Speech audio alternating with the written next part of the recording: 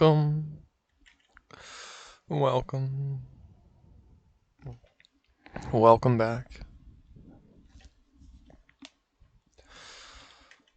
Welcome back to Undermine. I'm in position. We are in position. We are ready to go. Today's beautiful August 20th, 2025. It's a little bit cooler out than it was, a little bit rainier out than it was. Bitcoin is a nice juicy dip buy opportunity right now. We're looking at $26 chain link, $114,000 Bitcoin. Woo! That means if you were playing options, you got hosed. Anyway. At least that's how I did it. I got hosed playing options. We're gonna go into the Undermine. I think I started this Sarla file a little bit the other day, but we've made the Pilfer buff. We have a new curse, so we're gonna get rid of that curse. That curse sucks.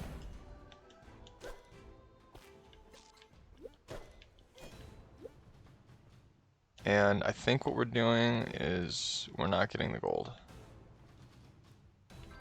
We're not getting the gold. Because it's too much of a death risk. Too much of a risk of killing a Pilfer. Okay. I just took 2 hits. I don't think I needed to. So we need to sharpen up a little bit. Been a couple days since we played. Played a little sundered the last couple days. So we gotta get back into the groove. And we don't need the gold. We also don't need the Bambushka.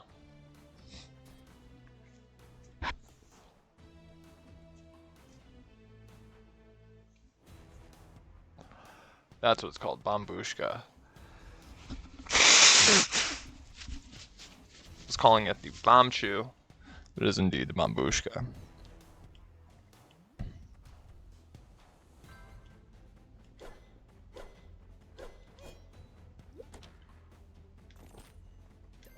Do not hit the Pilfers. Do not hit the Pilfers. We're playing this game where we don't hit the Pilfers.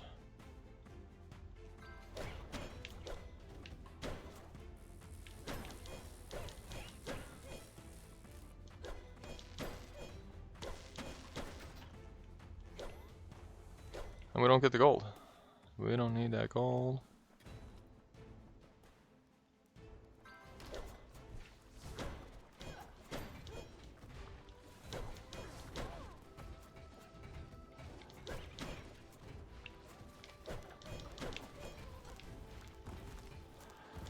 Oh no. Oh no. Oh, so much damage.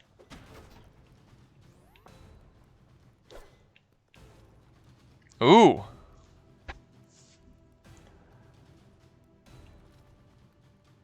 Ooh. There's cursed torches over there.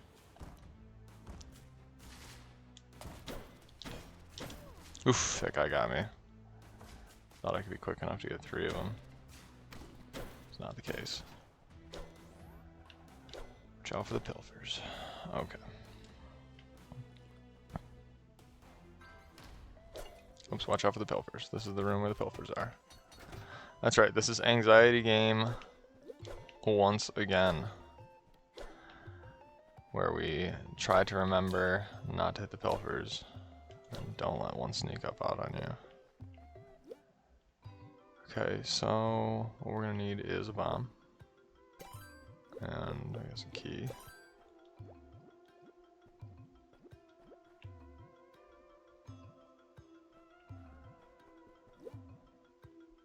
Why doesn't take that potion? Oh, the meat. Yes.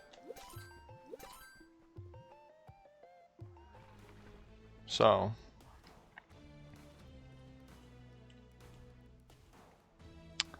I'm gonna hope to get bombs out of these. And maybe since my bomb size is increased by 1, I can actually get this to work. Line it up just right. Oops.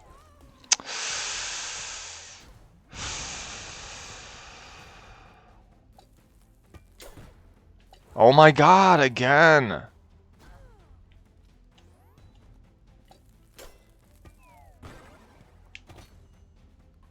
Okay. Then we go with the popcorn. Okay, that helps. It gave me 2 talismans. It gave me a talisman that I doubled. Nice. Now I come with the transmutagen. Okay, so if I didn't take so much damage there, that would have been good. But obviously, took a lot of damage. So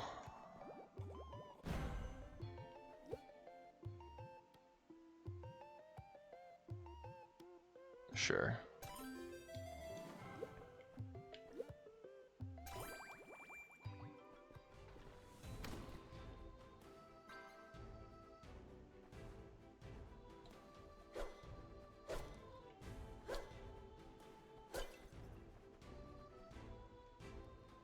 Okay. Quick prayer.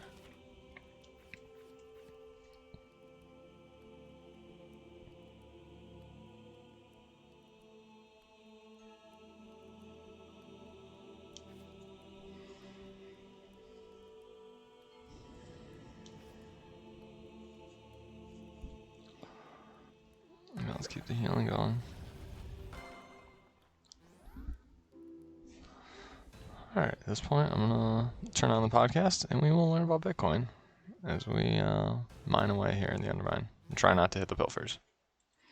Talking about your favorite topic, how to retire on Bitcoin. We got a new retirement calculator for you guys, so should be a fun one. Anyways, I'm over here on Reuters, guys. Interesting headline. So the headline is finance industry bodies call for changes to crypto rules for banks. What exactly is going on here? A group of finance industry bodies is calling for a rethink on looming regulatory standards that they say will make it difficult for banks to participate in crypto markets. The Basel Committee on Banking Supervision, which compromises regulators and central banks from the world's main financial centers, agreed a set of standards in 2022 for how banks should manage and disclose risk around their exposure to crypto assets. And in an open letter to the committee, various finance industry groups said that the crypto market has changed since 2022, making the proposed standards too conservative. While the crypto markets remain a small part of the overall financial system, it has grown rapidly in recent years. Honestly, guys, the takeaway from this is probably ever since Trump embraced Bitcoin here, or rather the crypto market at large, they realized, yeah, maybe the 2022 regulations where we're really trying to clamp down on everything aren't going to hold any water, especially as the U.S. starts embracing Bitcoin. And you start to see that every administration in the U.S. is way more pro-friendly or more pro-Bitcoin than they used to be under the last administration. So things have fundamentally shifted here, and it is all because of the United States and Donald Trump himself. So, quote, the crypto asset standards, restrictive qualification standards, combined with otherwise punitive market and credit risk capital treatments, effectively make it uneconomical for banks to meaningfully participate in the crypto asset market. And they propose a temporary pause to this. We all know there's nothing more temporary than, a government mandate. Though this isn't a government. This is the committee overseeing the Bank of International Settlements. So I'm going to pause here because we do this. I have more for this, guys, but let's take a pause here. And actually, today I'm going to switch this up a little bit. I'm going to go to Shane here because he was telling me before the show he used to work in banks. So I'm guessing he's got a little more interesting take from this because he was in the heart of the beast. So Shane, thanks for coming on today's show. What's your initial thoughts hearing this news report coming out? This actually came out last night, but, fresh off the docket, it looks like the Basel Committee wants to change the crypto regulations. It's, very, very coinkadinkle here of all of the things that are happening right now. It's almost like they want your Bitcoin now. It's almost like it's okay for them to want your Bitcoin. Anyway, Shane, what's your thoughts when you hear this headline? Yeah, thanks, man. Appreciate you guys having me.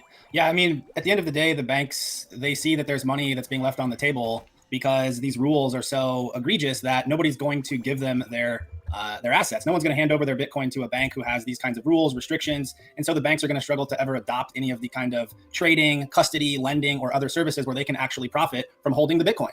So like it's this sort of, like the snake eating its own tail where they make these rules that they think are actually protecting people, but all it's doing is prohibiting them from ever truly getting involved. And I think they're starting to realize that the people at the top of the food chain are saying, hey, we're missing the boat. We're not making money on this because these rules are prohibiting people from engaging with us. We need to relax them and actually encourage people to partner with us, trust us, and let us engage in more of these services. Yeah, 100%. And actually, there's an interesting comment here by Jocko, and he goes, it's an attack. What is this a new attack where they just want to take the Bitcoin from you? I think this is just the old attack. They just want your Bitcoin. I mean, It's possible. I mean, you know, I work in the space and I work with a lot of institutional lenders, and I get to, you know, partner with those firms, kind of understand their terms, their rates, their structures, things that they're trying to do to get exposed to Bitcoin. And it does seem like some of these companies, they do want to acquire the Bitcoin. Like, that's not necessarily what they're writing in their thesis, in their term sheets, et cetera. But, you know, some of the rates and the terms and the other things that are in these agreements does make you kind of scratch your head and think, well, are they just hoping for a certain number of defaults so they can actually get the Bitcoin? And, you know, to see that traverse across the traditional landscape into banking, who knows, right? You could be right. They could just be out for the Bitcoin. Like, that's an absolute possibility. Yeah, we have entered a new era in you know, Bitcoin scamming, where, you know, you sell a shitcoin just because you want to acquire more Bitcoin. Now they're like, let's propose some good rules because we want the Bitcoin as well. Anyways, Nico, what's your thoughts when you hear this headline? Yeah, I mean, if you can't beat them, join them. Like, that's where I think this is where this is heading. Andreas Antonopoulos, when he used to be dropping Bitcoin content back in the day, where there was no Bitcoin content, like, he was talking about the 5 stages of grief, right? And I'm gonna pull those up because I think it's very fitting to kind of you know, frame out where we are right now in terms of the legacy financial system and how they see Bitcoin, specifically not so much banks, because it seems like they've embraced it. Even Jamie Dimon is dragging his feet saying, listen, I don't like it, but if our customers want it, we're going to offer it to them. And then, you know, the U.S. government is fully embracing it with the Trump administration. So the 5 stages of grief are denial, right? Anger, bargaining, depression, and acceptance. So, and I'm going to kind of like point out where everyone's at, right? So where is the executive branch of the United States? Acceptance, right? But they went through the bargaining, they went through depression, they went through anger, right? That was Operation Choke Point 2.0. You saw all these, you know, all these different types of attacks and all this stuff. And then the bargaining, like, you know, yeah, I mean, the ETF is too dangerous. It's just not a regulated market, whatever. The SEC was dragging his feet, and then BlackRock had so much influence that, you know, they were able to, you know, jam it through in January of 2024. Where I think the Bank of International Settlements is, and the IMF, they're still in the very beginning of the 5 stages of grief. They're in the denial and the anger phase. I would say maybe the IMF is in the bargaining phase, and then maybe they went back to the anger phase, right? So, you know, depending on the institution and the government, they're all in these different stages of grief, realizing and coming to the conclusion that Bitcoin is here to stay. It isn't going anywhere, and if you can't beat them, join them. Even President Vladimir Putin, you can make an argument. He's one of the most powerful men on the face of the planet. He's even saying in press conferences, it's in Russian, of course, and they translate it. He's like, you can't get rid of Bitcoin, right? It's here to stay. So this is what's going to happen over the next 5 to 10 years as the disintermediation or the separation of money and state accelerates, right? Governments, institutions that are used to having this monopoly and this control of money are going to go through these 5 stages of grief, and they can't get rid of it because of Bitcoin's decentralized characteristics, right? So that's what's happening right now, and it's glorious to see. It's very empowering as a Bitcoiner, because if you guys have been here for a couple of years, I mean, Opti and I here 2011 in that era where things were a whole lot more uncertain, but I mean, still back in 2016, like, it was the Wild West. The U.S. government was not a fan of Bitcoin. Big banks were not a fan of Bitcoin. No one was a big fan of Bitcoin, including Michael Saylor. Michael Saylor was not a big fan of Bitcoin, right? So, you know, eventually the better money wins. And that's what's happening with Bitcoin. And the reason that it's happening with Bitcoin is because Bitcoin proves a couple of things. What does it prove? It proves that money can exist without government. Not only can money exist without government, money is better without government. That statement, what I just said right there, is a very, very, how do you say this?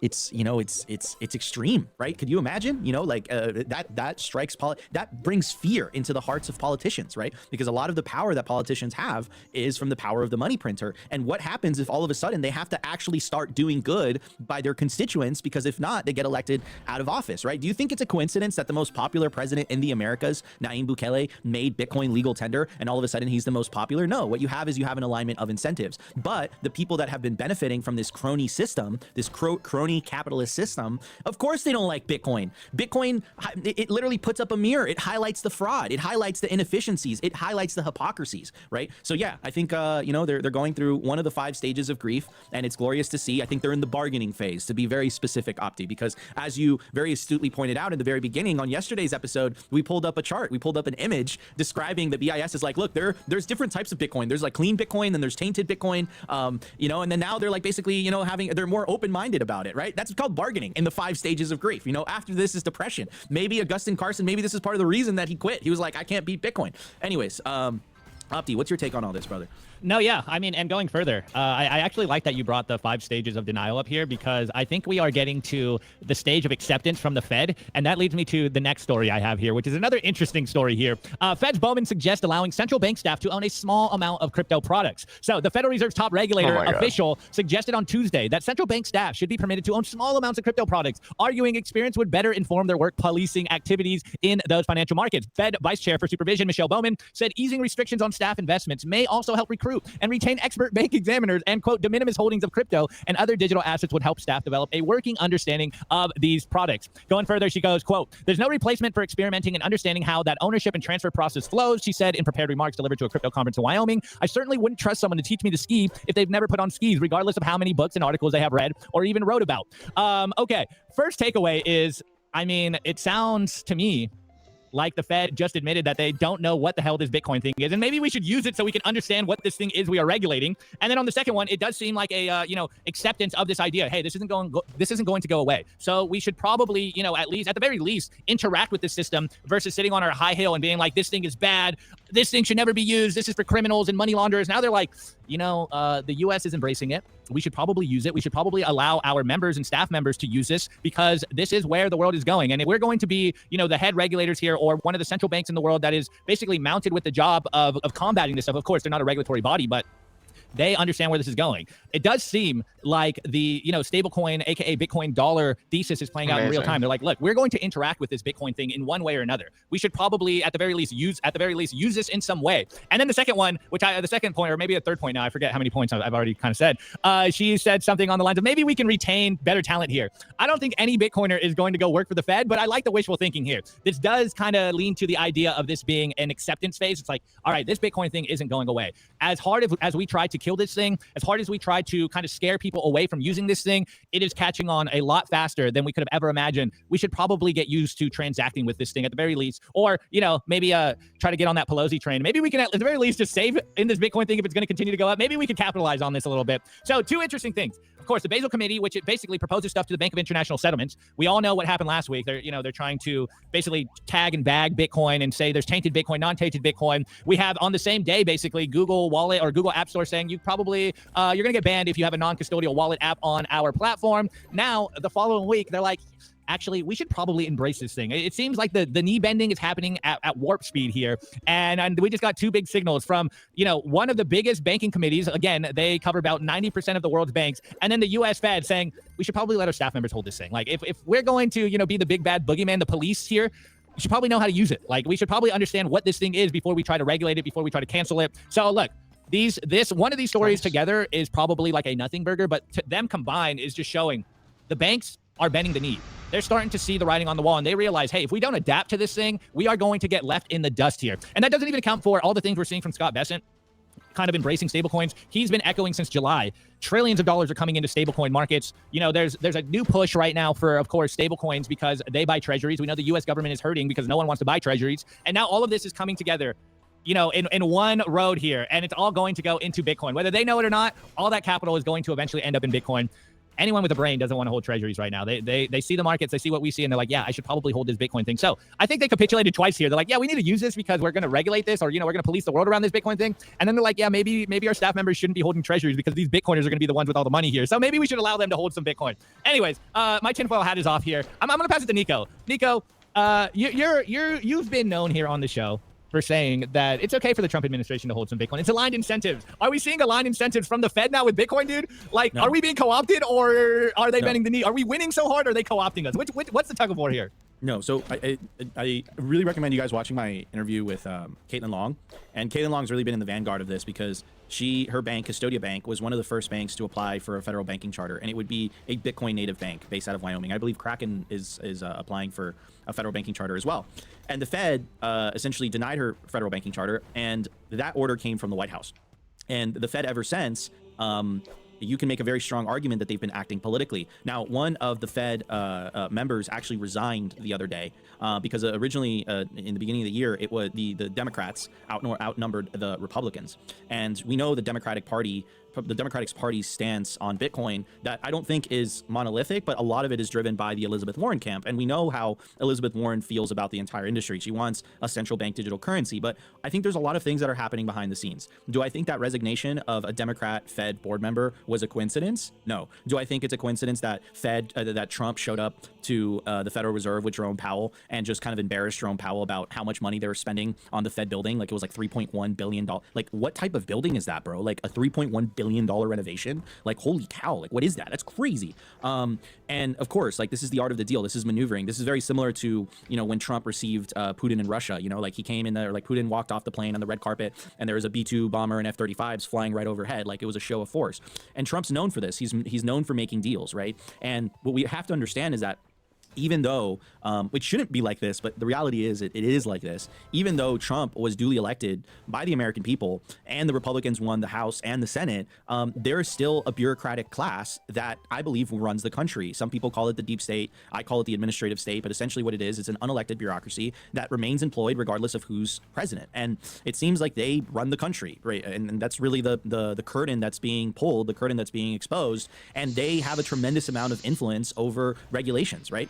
And I think, excuse me, I think a lot of the initial hostility from the Federal Reserve came from that. It came from that bureaucracy. And you guys have to remember that bureaucracy is not only funded by taxpayers. That bureaucracy is directly funded by the money printer, right? And if Bitcoin is to succeed, if Bitcoin migrates to becoming a global reserve currency and, you know, countries start, you know, essentially adopting a Bitcoin standard, the inevitable result of that is smaller government because it puts a check on government spending. And if government can't spend, government can't grow. Government doesn't produce anything, right? So, but again, it goes back to what I was saying about the 5 stages of grief, right? There's a reason Satoshi disappeared. There's a reason he left. And it's the same reason that the Samurai Wallet guys, you know, even though realistically what they did, and again, I'm not a legal expert or anything, I'm just giving my personal opinion. They wrote open source software. Are they responsible for people using it for illicit means? That's like making the same argument that gun manufacturers are responsible, you know, for people using guns for illicit purposes, or car manufacturers are responsible for car accidents, or, you know, plane manufacturers. Like it's like, excuse me, that's the same argument that essentially is being made. So, you know, to kind of weave this back in, what I think you're seeing is the 5 stages of grief. Like Bitcoin. There's something. Wow, he's dying on stream. But you know what Bitcoin exposes is that it exposes incentives and exposes the world to basically like, look, guys, you had a good run. You know, money is possible without the state. Money is better without the state, and the state, you know, has empowered itself for having that monopoly on money. That wasn't originally part of the social contract. Originally, when the gold seizure happened in the 1930s by FDR, the infamous 6102 order that Bitcoiners all know about, the justification of that was to stabilize markets. But essentially, FDR seized all this gold, and they gave, essentially, the promise was that they were going to give paper backed by gold in return. They took all that gold, they built Fort Knox. Fort Knox we haven't seen if that gold is in Fort Knox since the 1970s. It's very similar to the Bitcoin that the US government owns. We still don't know how much Bitcoin they own. They haven't made that public, right? So we kind of have to take their word for it. We know that that's not the only way of doing things, because Nayib Bukele, again, the first country that made Bitcoin legal tender, the world's most popular president, their reserves are public. You can literally see how much Bitcoin El Salvador has. Anyone could see it, right? So this is what Bitcoin is doing. It's exposing the world to an alternative system, but that alternative system is fighting back, and it has a tremendous amount of power. But I think Bitcoin's eventually going to win, because that previous system, that legacy system, is a system that empowers few at the expense of the many, where Bitcoin is a more equitable and equal system, right? Regardless of whether, you know, you're a pleb that holds 0.01 Bitcoin, or you're Michael Saylor that personally owns 10,000 Bitcoin and his company holds 630,000 Bitcoin, from a percentage return, if Bitcoin goes up 10%, you're equally going to benefit, right? And Michael Saylor doesn't have more influence over the Bitcoin network than, you know, that pleb, right? So yeah, this is a pivotal shift in human history, and it's going to be tumultuous. I mean, the only thing that I can compare it to is the separation of church and state, right? That was a very tumultuous time. You had the French Revolution.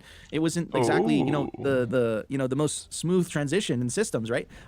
So like, yeah, like this is what's happening right now. You're living through history. You're living through the separation of money and state.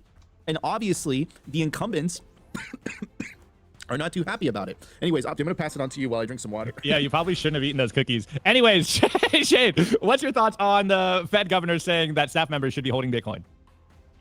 I love it, man. I mean, kind of going back to some of the commentary about, the Fed and wanting some of the comments about being more educated about the asset, what it is, how it works, the benefits, et cetera.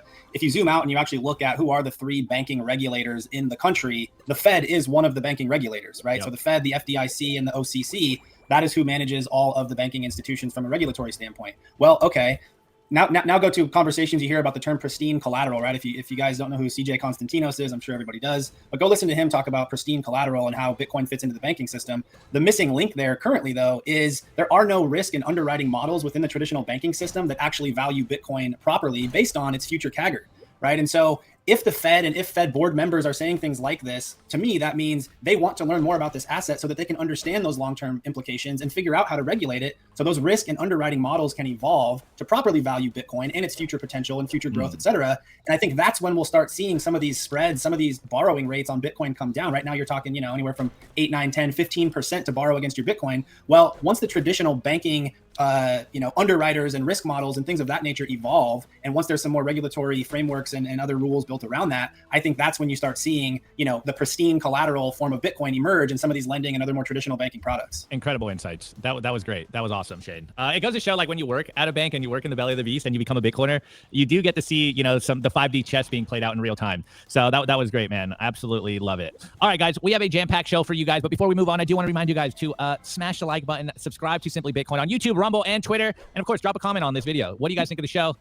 And we'll keep it moving. Nico, you want to take it up from here now, man? Yeah, absolutely. Guys, I do want to give a very special shout out to Simply Bitcoin's lead sponsor. Simply Bitcoin is powered by our partners and our sponsors. So if you guys want to support the show, check them out. We are very choosy. We're very picky on who we choose to partner with here at Simply Bitcoin. And our lead sponsor is the best place to build your Bitcoin stack, bitcoinwell.com. To get started, go to bitcoinwell.com/simply. You put in your email address. It takes 2 to 5 minutes to get started. The reason we recommend Bitcoin Well here at Simply Bitcoin is that it's a non-custodial platform, meaning when you buy Bitcoin on Bitcoin Well, as soon as the funds clear, it goes straight to your self-custody Bitcoin wallet address. They don't even give you the ability to leave your money on the exchange. If you're a higher net worth individual looking to buy $50,000 worth of Bitcoin or more, check out Bitcoin Well Infinite. It's tailored for high family offices, high net worth individuals, trusts, organizations. You can speak to their team today by going to bitcoinwell.com/OTC. It's a tailored white glove service. Again, they'll help you from A to B, buying the Bitcoin, selling the Bitcoin, and then putting that Bitcoin into self-custody. And you're going to want to stay tuned till the end of the show because we are going to be giving away some sats from Bitcoin Well with the Bitcoin Wishing Well contest. So stay tuned till the end of the show. You might have an opportunity to win up to 1 million sats today. All right, everybody, let's get to the numbers. We have tons to talk about. We will be right back in just a second. I want to give a shout out to our partner, Stampseed. Is your Bitcoin in cold storage really secure? Are your seed phrases really secure? Stampseed's do-it-yourself kit has everything you'll need for you to hammer your seed words into commercial-grade titanium plates. Instead of just writing them down on paper, paper is fragile. Titanium upload on the Stampseed them into titanium with the Stampseed kit. Go to stampseed.com, use promo code SIMPLY to get 15% off. At the time of recording, the Bitcoin price is $114,100. Block height, 910,917. Sats per dollar, 876 sats per dollar. Market cap, 2.27 trillion. Bitcoin versus gold market cap, 9.56%. Decline from all-time high, negative 8.3%. Realized monetary inflation, 0.84%. Continuing to take fiat currencies to absolute school. Anyways, these AI videos have been making the rounds. TFTC has been killing it with them. And our boys over at Bitcoin Well dropped one yesterday. Let's check it out. I thought it was very wholesome. Observe, if you will, the 1950s. An impossible phenomenon in today's standards. A single salary sustaining a large family. The American dream in its glorious form. A home, a family, a car built upon a single wage. A period where diligent work promised genuine, tangible security. But like a relentless tide, subtle forces began their work. The unrestrained reach of government spending and the complex machinations of central banking unleashed an invisible erosion. Inflation. This steady debasement diminished the fruits of labor, year by year, relentlessly. This quiet, persistent debasement culminated in moments of profound upheaval. None more stark than the 2008 financial crisis, a dramatic demonstration of a system stretched to its limits. The American dream was no more. But when a structure falters so profoundly, the process of creative destruction often takes place. From the digital age, a new construct emerged. Satoshi Nakamoto introduced Bitcoin, an ingenious design offering a mechanism to reclaim financial independence, a structure inherently resistant to the very debasement that destroyed that way of life. And so, we look to the future. By 2050, this innovation is poised to reshape our financial landscape. The aspiration for a secure, prosperous future, once seemingly lost, is remarkably re-emerging. This is the next chapter, a world fundamentally reshaped, built upon sound money, where the American dream lives once more.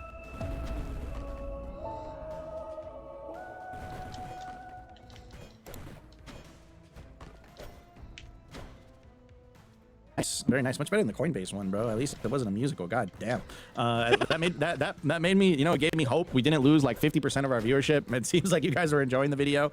Yeah, that one was way better. And I'm sure they spent way less money than Coinbase did. But hey, what do I know? Yeah, dude. So, but it's true. I mean, they made some really good points, some valid points, man, regarding, you know, like, dude, like, it's not cool that, you know, our generation is poorer than our parents. It's not cool. Like, every generation should get wealthier as the world gets wealthier. But I think under this fiat standard, you know, it's kind of, you know, put things upside down. And I think that's what's happening. You know, I think that's what people are feeling. You know, that video started off with like, someone in the chat, I love musicals. But someone, you know, it's that video started off with like, look, the 1950s, dude, like, you know, you used to be able to live off one salary. Like, why can't you do that anymore? That's a really good point, right? Like, what's changed from the 1950s to now? Like, technology is better, productivity is better. Everyone's a genius. Like with ChatGPT or Grok or Gab or any of the demons that Opti talks about, you can ask them anything you want to help you write a better email, you know, help you, you know, the grammar, you know, like anything. And the thing will do it like instantaneously. So there's absolutely no reason as to why, you know, compared to more than 70 years ago, you know, people's affordability, people should be living better, not worse, right? So anyhow, that's my take on that. I think the team over at Bitcoin Well did an incredible job putting that together. I want to get Shane's take on it, and then Opti. Yeah, I mean, I thought it was cool. I mean, compared to the Coinbase one, yeah, I mean, Coinbase is Coinbase, but I'm a Bitcoiner, so I much prefer Bitcoin Well and their focus, you know, just centrally on Bitcoin. But it hits on something that's important to me, because like one thing that I've struggled with is orange pilling my friends and family.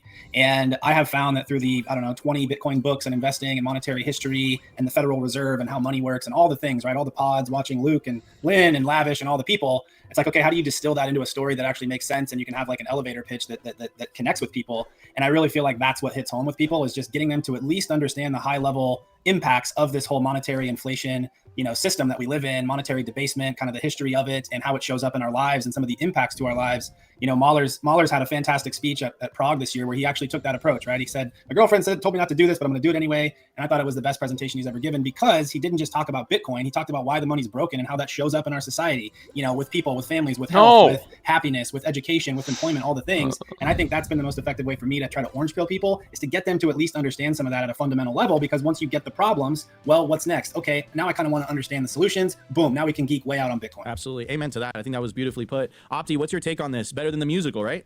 I mean, anything's better than the musical, Nico. Let's be honest here. That was brutal. Dude, and not only we lost like 50% of our viewership. We lost like 100 viewers on that. I was wondering. I was like, all right, well, let's play this video. Let's see. And no, the viewers went up. So it seems like it resonated with the audience. Opti.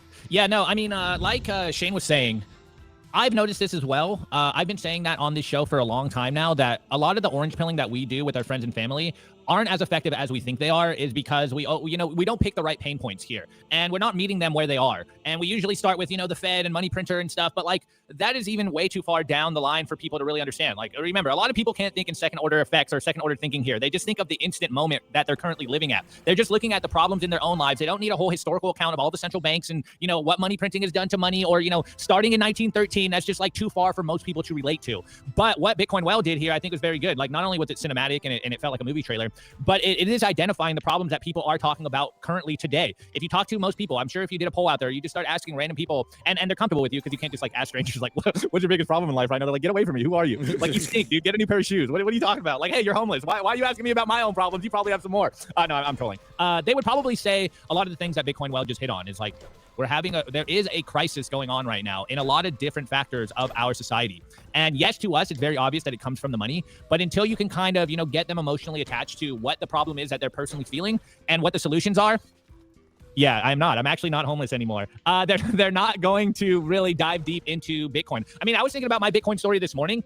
like how I got into Bitcoin, and that's what happened to me. I watched some videos, you know, like I was poor at the time, I was having a rough time in my life, and I was looking for a solution. And now I think everyone as a whole is kind of getting to that point. Like we've been wondering, why is no one buying Bitcoin? I've been saying it's just because no one has any money right now. Like everyone's broke. Like people can't buy groceries right now. People can barely pay rent. They're working more jobs and they're getting paid less, and they don't know what's going on. And this is when you kind of talk about Bitcoin. It's like, hey, look, you know, I know you don't have much to save, but what you do have, you should be saving in Bitcoin. You got to hit them at their pain points. So I think they did a great job. I really enjoy that. So maybe AI won't take our jobs, Nico, but they might take the people that are making commercials jobs, because I'm pretty sure they only spent a couple $100 on that versus that musical that was probably a couple of million, and that was trash. Yeah, I mean, that musical, I mean, maybe it resonated with people, bro. You know, it's crazy the differences between something that Bitcoiners make versus something that, you know, an altcoin casino makes, right? Look at the differences. So we do have a GoFundMe for Opti. It's on Geyser. So you can donate some sats. No, the GoFundMe is send it to my Bitcoin wallet. So, no, I'm trolling. All right, everybody, we're going to get to the news. We have tons to talk about today. Google is buying Bitcoin miners. Take a look at that. And also, we're going to be talking about the cycle. People are dazed and confused. People don't know what's going on. So I have takes from Magoo. I have takes from Whale Panda. I have takes from Anthony Scaramucci, Josh Mandel. People are just kind of like, you know, they're not feeling really good right now. And the reason for that is simple. We started the year, Trump's inauguration, at $109,000 Bitcoin. 8 months later, we're only sitting at $114,000 per coin. So I think it has a lot of people, you know, scratching and saying, you know, is Bitcoin the boomer coin now? Is Bitcoin like watching the S&P 500? But that's cool because, I mean, like Kramer has a job, Opti, so I think we'll be fine. So anyways, guys, you're going to want to stay tuned. And then during the culture segment, we're going to be talking to our guest, our very special guest today, Shane. He has a retirement calculator. You guys are going to want to stick around for that. And we're going to be giving away some sats. So guys, we're going to be right back in just a couple seconds. I want to give a shout out to our partner, Ledn, the leader in Bitcoin-backed loans. Unlock the liquidity in your Bitcoin without having to sell your Bitcoin. They've issued $9 billion in loans to over 10,000 customers since 2018. I absolutely love these guys. Not only do I have an account with them, but I also have a loan. And what I love about them is that there are no monthly payments, and you can pay back the loan at any time. As soon as you send your Bitcoin as collateral, you'll have cash in your account within 24 hours. Over 1,000 5-star customer reviews, and they've never lost a single dollar or sat of customer money. Go to learn.ledn.io/simply today, and you'll get 0.25% off your first loan. I want to give a shout out to our partner, Sat123.com. Sovereignty isn't just about your money, it's about your communications too. When the grid goes down, most people go dark. Cell towers fail in hurricanes, cyber attacks, and blackouts. But satellite phones, they don't rely on local infrastructure. Iridium has 77 satellites in orbit, giving you a direct line anywhere in the US, even offshore. If you hold your own Bitcoin keys, you should hold your own comms too. Sat123.com also has everything you need to start building your Bitcoin citadel, Starlink, battery backups, Faraday bags to protect your hardware wallets, and much, much more. It's a one-stop shop for anyone serious about resilience and off-grid independence. Stay connected, stay independent, stay sovereign. Go to sat123.com/simply today and use promo code SIMPLY to get 15% off anything on the store.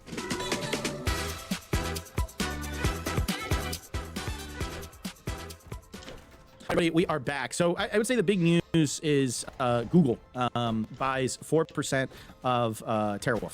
And it's massive. So they're backing a $1.8 billion in infrastructure financing for high-performance AI computing at TeraWulf's facility in New York. In return, it secured a 10-year contract to run AI workloads, plus warrants for 8% ownership in the company.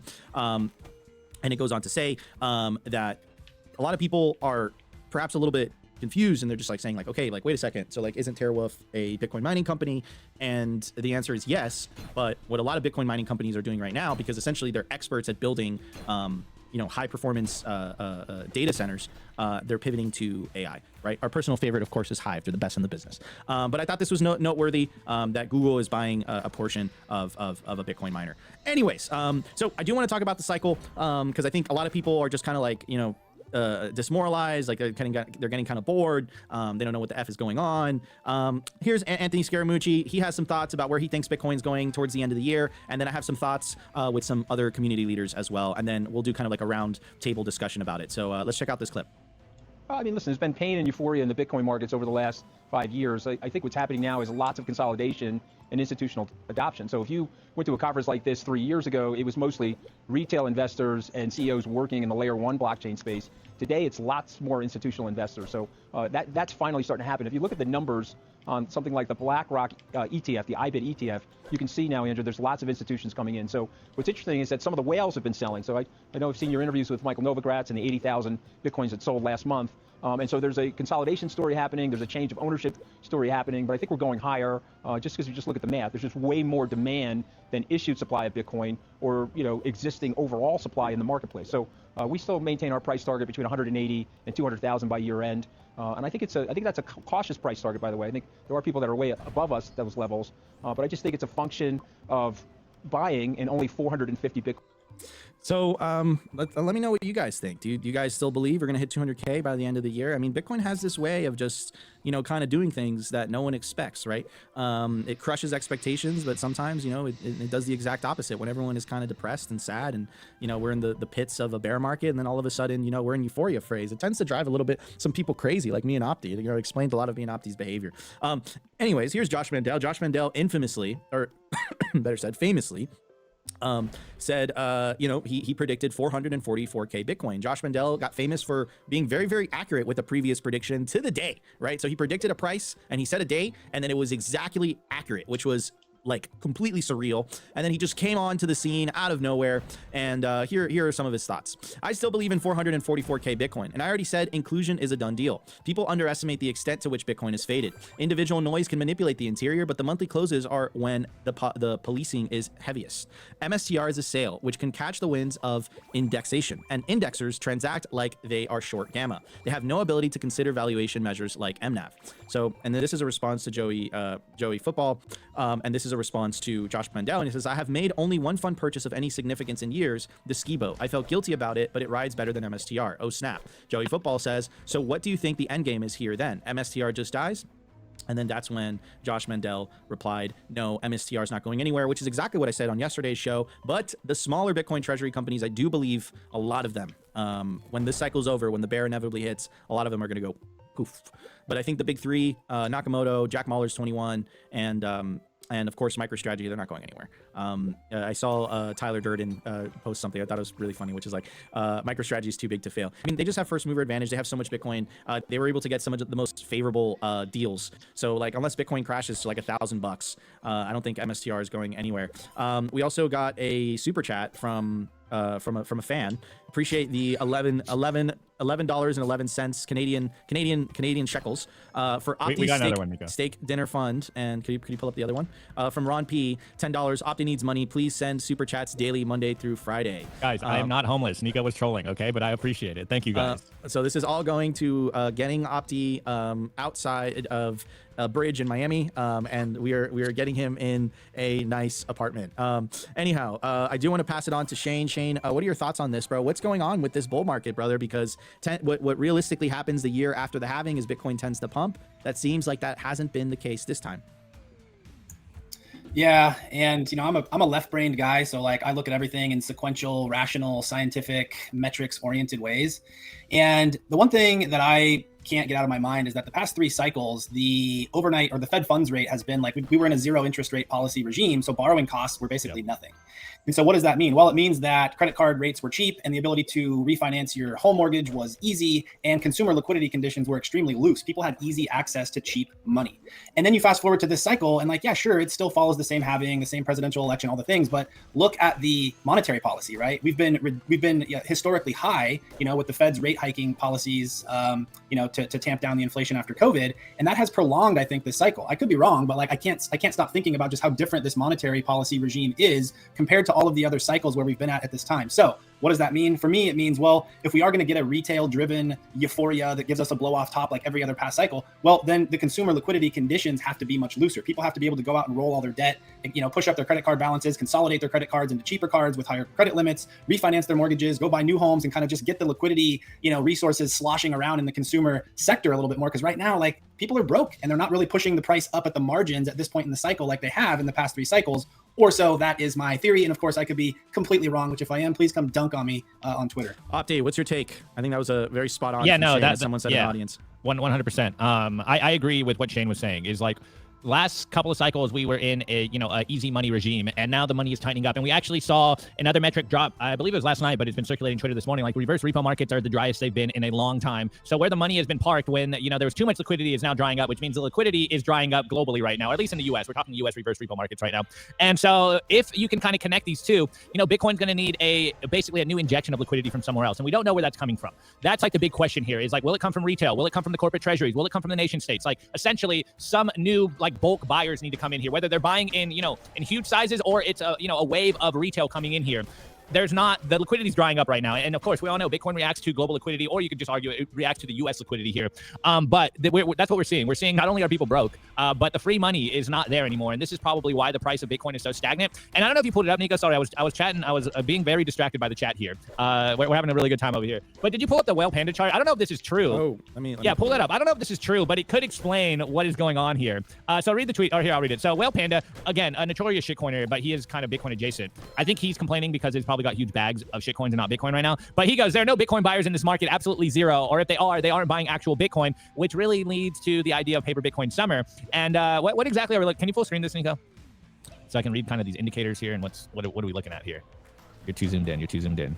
What's it got up top? What's it saying on top left, Nico? I'm blind. I can't read that. Oh, he's looking at volume here. So you can see what US Tech 100 cash. It's drying up. There's no volume coming in, guys. So we just don't have buyers right now. So as much as everyone's been saying, hey, they're selling fake Bitcoin or paper Bitcoin summer, it could just be there's just not that many buyers in the market, dude. It's just us. We're the only ones here. Remember the articles there used to be like a couple of months ago, maybe 6-9 months ago, of all the Bitcoin tourists? The Ponzi is over. All the Bitcoin tourists are gone, guys. No one is here as a quote, the tourists here. It's literally just us. Like, it's only Bitcoiners that have been here for a while. And we're no match in comparison to the hundreds of thousands of coins that are hitting the exchange right now. Even Sailor is in a match here. And if you look at what Sailor's doing, like, it seems like even his liquidity is drying out. Like, he's not able to, withdraw from the ATM like he used to. So we need a new catalyst to make this thing start ripping, guys. I think eventually it's going to happen. I'm very bullish about Q3 and Q4. I think this is just going through the motions, and again, the longer Bitcoin goes sideways, the more explosive the move eventually. Again, guys, it's infinity divided by 21 million. Like, it's incredibly obvious where this goes. It's just a waiting game. That's really what it's about. So anyways, guys, we're going to be right back in just a second. We're going to hit the culture segment, and we're going to be talking to our guest, bitcoinmath.org, the creator, Shane Crockett. So we're going to be back. Here we go. I want to give a shout out to our partner, Hive Digital Technology. Why Hive in 2025? Unstoppable growth. As the first ever public miner, Hive's positioned to quadruple their global footprint, making them one of the world's fastest growing miners in 2025. And with elite operations that consistently top the industry in Bitcoin mined per exahash, Hive's now headquartered in the USA. They're lean and mean, they're green and clean, and they're rewriting the playbook on sustainable Bitcoin mining. You can catch the latest buzz at Hive Digital Tech or at hivedigitaltech.com. I want to give a shout out to our partner, BitcoinBend.io. If you're into freedom, Bitcoin, and building a real community, this is for you. Gain exclusive access to real-world, members-only, private clubs across the globe, featuring poker nights, expert-led classes, co-working spaces, educational meetups, live events, and more. Current locations include Sarasota, Nashville, Boston, Dallas, Las Vegas, and St. Louis, with new clubs launching soon in West Palm Beach, Scottsdale, Alabama, and beyond. Not to mention Bitcoin Bend's resorts in El Salvador. There's 3 of them, and they're absolutely beautiful. You'll also get access to the first fully backed Bitcoin bank with fiat ramps and savings accounts. It's called Private Key Bank, and you guessed it, it's based out of El Salvador. Go peer-to-peer with Bitcoin bulk buys, tap into home equity for long-term Bitcoin growth, and join their exclusive mining pools if you're interested in mining. What are you waiting for? Head over to bitcoinbend.io, join today, where Bitcoin meets freedom. All right, everybody, we are back, and we got our boy Shane here, and guys, we're going to be talking about how much Bitcoin you need to retire. Yeah, let's start with Shane, of course, creator of BitcoinMath.org. Let's just lay the foundation here. What is Bitcoin Math for our audience that isn't familiar with your work? And then we'll go into, the idea that has been catching, like storm here, like fire. Dude, the guy who said yesterday that I butcher all the metaphors, he's so right. Like, euphemisms, metaphors, I butcher them all the time. Anyway, Shane, what is BitcoinMath.org? What are you trying to do here? And then we'll go into kind of the topic that everyone loves. Yeah, absolutely. So the platform is really born out of my struggle to educate my friends and family about Bitcoin and why they should care. and kind of combining that with some of the things I like to do with math, with data, with sheets, with lots of different Google tools, things of that nature. So it's really like a fun, interactive way to come and model different financial use cases, different scenarios, to just plug in your own values from your own life, make it personal, and have like real world dynamic data-driven outputs presented to you, so you can actually see like, oh, okay, how would buying Bitcoin compare to putting cash in a CD earning 3.5% for 3 years? How would Bitcoin in my retirement compare to S&P 500 stocks earning 11% if I think Bitcoin's going to return 25 over the next 10, 15, 20 years, whatever it is? And just makes those kinds of scenarios much easier to actually get your hands on and mess around with, whether you're on a tablet, your desktop, laptop, or a smartphone. Like, it's easy, it's drag and drop, it's dynamic, and anybody can really, use the tools to model and interact with those kinds of scenarios and use cases as they see fit. And so, whether it's a curious pleb that just wants to geek out and kind of mess around with some data and some numbers, or whether it's, a teaching institution of some kind, or an educator or influencer or advisor or whatever it is, and they're trying to convey to their audience or their customer or their client or whatever, right, about, hey, here's some reasons why you might want to pay attention to Bitcoin. We've been talking a lot about retirement. Did you know? And then just be able to take them to like a more fun, interactive experience that helps them see like the bigger picture, right? You guys know, I mean, you're on X, you guys interact with people all day, every day. Like, there's so much talk and there's so much opinion and there's so much subjectiveness to all these things we talk about. It'd be great if more people would just show up with facts and data and math and actually start supporting things with a little bit more evidence and data, as opposed to just everything always being, kind of subjective and feeling overly opinionated. So that's kind of the underlying thesis and the spirit of why I created the platform. It has evolved. It was just calculators, but now there's like a TLDR, downloadable ebook where I kind of synthesized everything I've learned about monetary history and some of the painful milestones that we've gone through, whether it's the gold confiscation of 34 or Bretton Woods or the abandonment of the gold standard in 71, COVID, GFC, you name it, right? But like, it's taken me 5 years to learn all that stuff and dozens of books and thousands of hours of watching shows like you guys and some of your amazing guests. And I try to just condense that into like a 15, 20-minute read that you could do from your smartphone over lunch. And then there's other resources on there too. Like, there's tools that we trust from Bitcoin focused companies to really help people get started, right? Like, okay, I found your site. I learned a little bit. This is really interesting. How would I buy Bitcoin? How would I manage Bitcoin in cold storage and set up a multi-sig? How would I borrow against my Bitcoin? How would I earn Bitcoin rewards, whatever it is? We put a simple strategy playbook up there as well. And then some of our favorite educational resources, right? Your guys' pod, your guys' X accounts, and tons of others that we follow on X, books that we've read that we found to be super insightful, training and certification platforms, you name it. So there's just a ton of educational resources there as well. So anybody starting from, I don't know anything about Bitcoin, to I know everything and I want to teach Bitcoin, and really everything in between. Love it, Shane. I'm sorry. I'm laughing at the chat. I'm just a moon boy. Love it. All right. So Shane, before we kind of mess with the calculator, we're going to mess with the retirement calculator. There's other calculators there, guys. Go to bitcoinmath.org. You did go on our boy Robin's podcast, and you said something interesting, because I know when Nico and I and even Luke would do the retirement calculators, a lot of the people in the audience were like, this is demoralizing. I can't ever get to hundreds of Bitcoin to retire. But you have a tweet here, or rather Robin's tweet here is you quoting you saying you just need 1.9 Bitcoin to retire in 5 years. So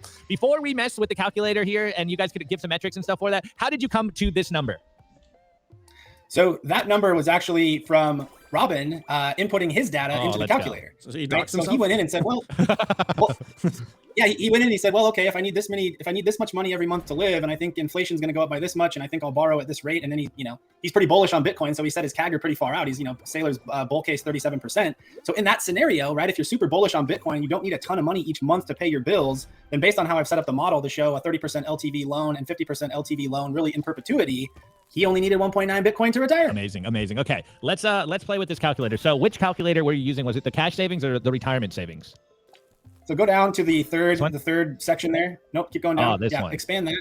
Yeah, click on that, and then you've got retire on Bitcoin. Let's go. Okay, here we go. All right. Yep. So there's an overview up top, but I mean, this one's pretty simple. I mean, you're just going to key in your monthly expenses that you need to basically receive as income, right, in the form of a loan. You're going to key in the basic loan APR and then what you think your year-over-year expense increase will be, whether that's because you're living more lavishly or because of inflation or a combination of the two. And then once you've keyed those values in, you just drag the CAGR bar to the growth projection that you want to estimate and see the outputs for, and the results will appear. Awesome. All right, so I think we should crowdsource this for the chat. Or Nico, maybe we can pull up some average numbers. Just put one, dude. What? Put one what? Put one Bitcoin and then put the average. Oh, we need monthly expenses. This is going to tell you. This is going to tell you how much Bitcoin based on the money you need to live each month. So let's put like 7,500 per family. Put 7,500 per family. There we go. Loan APR. What do we put there?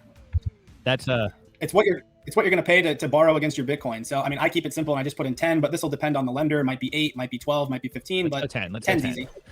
Year-over-year expense increase. What's like the average for since we're doing like a family here? Nico, we've had that number before. Was it like 80K or something like that?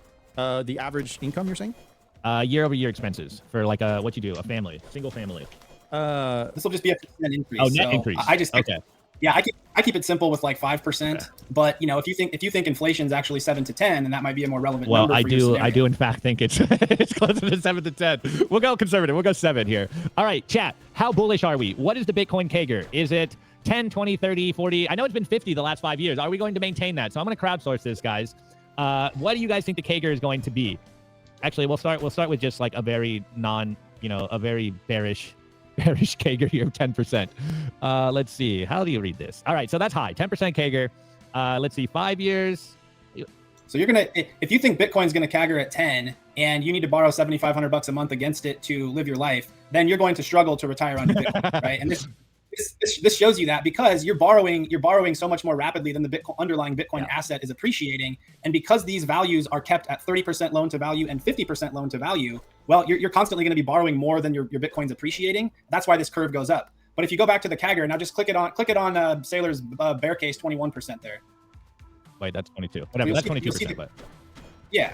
So here you'll see the curve, normalize and flatten out, because eventually what happens is the amount of money that you're borrowing against your stack is actually lower, albeit marginally at first, but eventually it becomes, materially lower than the amount that your Bitcoin is appreciating because of that compounding factor. And that's why this peaks out after, say, 7 years and starts to come down. Okay, so now everyone in the chat's getting bullish. So they say 35%. Let's move this up to 35. Yep, let's see. Okay, all right. So year one. Yeah, and so the same thing has happened there, right? This gets much steeper and the curve gets pulled forward. Why? Because although you're borrowing more than the value of your Bitcoin is appreciating up front, because of that compounding factor, after year 4, your Bitcoin is actually appreciating more than the dollars that you're borrowing against it. And therefore the net effect is your LTV is coming down instead of continuously increasing. Interesting. All right, now the chat did get super bullish. Let's see which one's the most bullish. Bitcoin Barber, 43.7. We'll do, all right, they said 42 is the answer of the universe. So we'll go 42. There it is. All right. So year 20. There we go. Now we have the math. You can retire on 0.1 Bitcoin. You can't retire. Well, so the way this reads though is you're going to want to have the amount of Bitcoin the maximum amount of Bitcoin this represents, right? So in year one, or if you wanted to look at, so if you looked at year one, right, you only need, 3 Bitcoin to do this, to keep your LTV at 30 or 50%. But if you want to look ahead and see, okay, well, how much what's the maximum Bitcoin I would need to implement this strategy based on my estimates? Well, then you're going to want to look at year 4, right? It looks like it's year 4 that it peaks out at a little over 5 Bitcoin if you're doing a 30% LTV. And so that's kind of how this is set up, is to say, well, okay, if I want to look at a 20-year period and these are my expenses, this is my growth rate, and here's what I think Bitcoin will do. How much Bitcoin would I need to confidently retire and live off of it using a loan right now? Yeah, and guys, you can check out too. Go to Ledn.io. You can use if you use the link. If you're looking for Bitcoin-backed loans, you get 0.25% off your first loan if you use that link. All right, super bullish. $89 million in 20 years. I will say that careful with margin, ladies and gentlemen. Careful with margin, because I've heard some pretty bad stories. But yeah, I mean, this is Alejandro looks like I'm not going to retire. But dude, look, regardless, your life is going to get cheaper. Your purchasing power is going to increase. And I love all these retirement calculators that are being built by the community, man. Someone in the chat. So all the variations show is that we need to get somewhere close to 6 BTC to retire if you slide that bar left and right. Is that true? No, man. I mean, the inputs are what determine the outputs. So, if you need $7,500 a month to live your life and you're going to borrow it at 10%, and you think inflation is going to be 7, then the answer to that user's chat would be correct. Yes. But if you only need, say, $4 or $5 grand a month and you think inflation is going to be 2 or whatever, all of these outputs are dynamic and they're going to change. So for every, what if you're living large and you're spending $100,000 a month? Put it in there, Opti. Pop it in. Pop it in. All right, hold on. I did the first one. 5K, 10% APR, 7% year-over-year expense increase. It's looking like, what's this number? You would need to have 1.93 Bitcoin starting in year 1 and a total 4.68 peaking in year 5. And you would need to have Yeah, that works. All right, what are we doing? 100K? 100K a month. That's crazy talk. What's a loan APR? If you have that much money, I'm sure you could get a lower APR. But we'll leave it at 10. All right, so how much? Go with down. A CAGR of 30. Go down.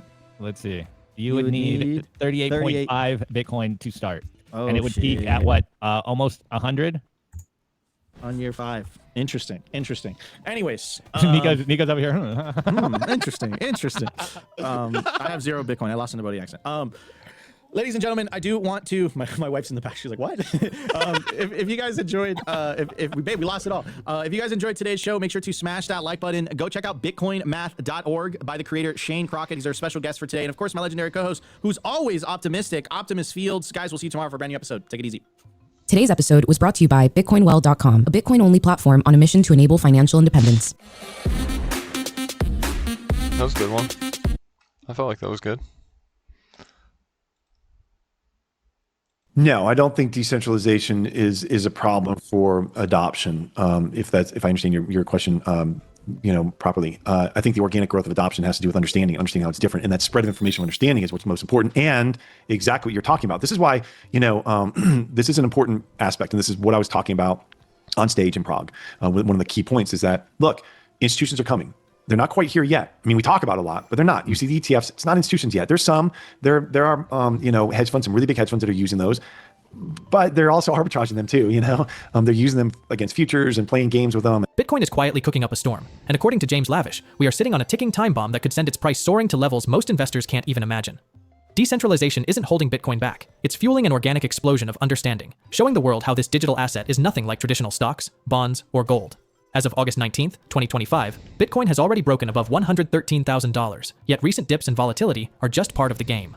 Large holders are feeling the heat, short-term traders are panicking, but the bigger picture is far more electrifying. Adoption is steadily climbing, tech improvements are accelerating, and the groundwork for the next mega rally is being laid. Lavish explains that institutions are lurking on the sidelines. ETFs are mostly tools for hedge funds, not long-term investors, meaning the real institutional tsunami hasn't even... Yo. What up, dude? Just doing the Undermine stream with the Bitcoin. How about you? Right on, working. I feel that.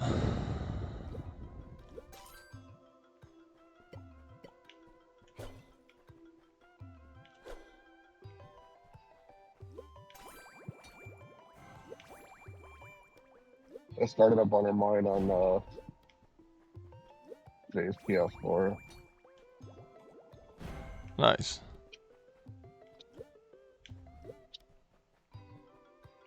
The first one did not go as good as the first run on the PS5 there.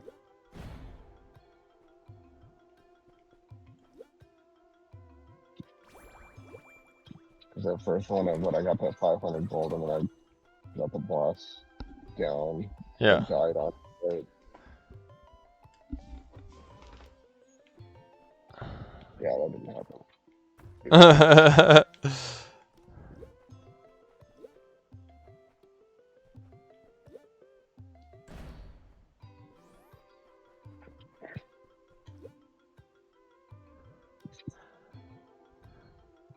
Yeah, what did you have, like blade mail or something? So good. Yeah, that might have been the first relic, yeah.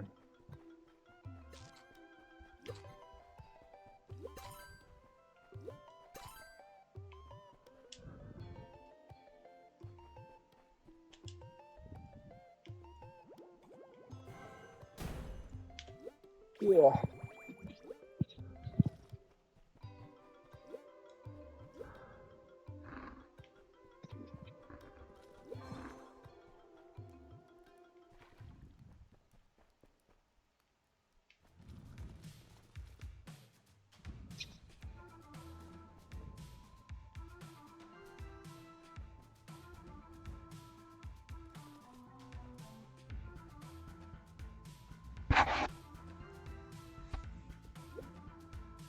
I might as well grab the meat.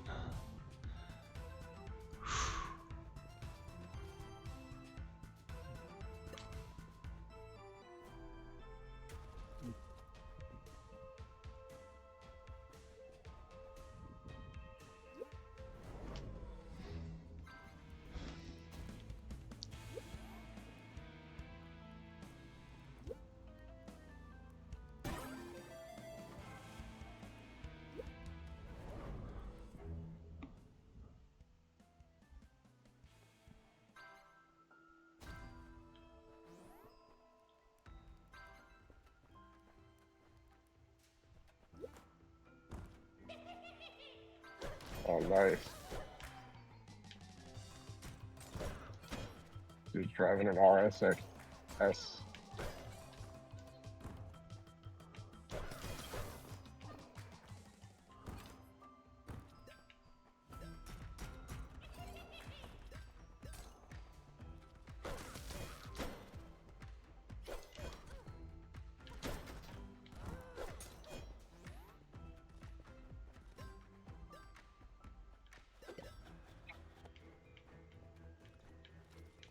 was like the last Integra. They should have just kept calling it an Integra. Now they brought the Integra back.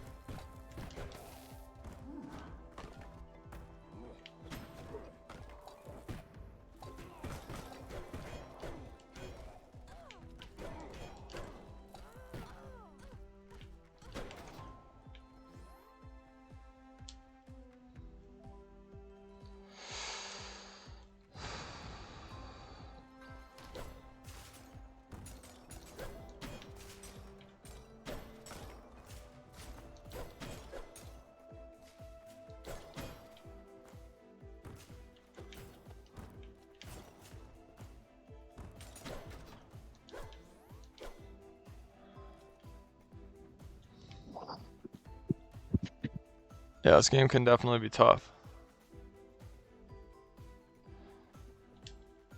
Definitely can be tough.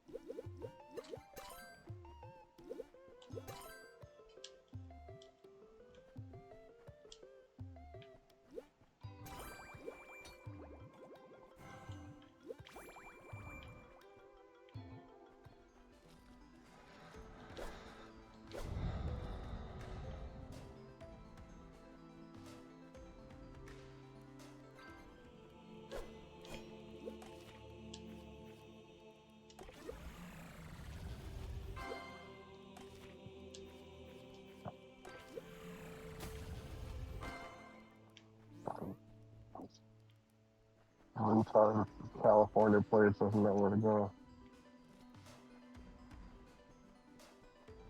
Braking for a right turn and going straight.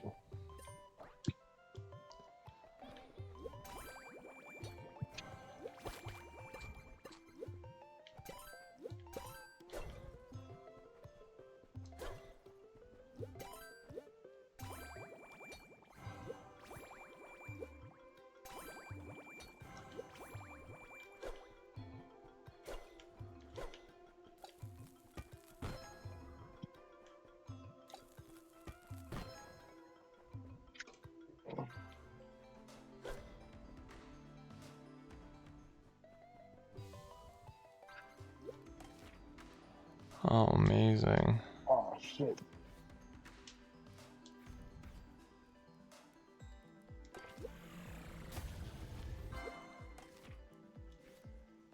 It's like Slam Digger.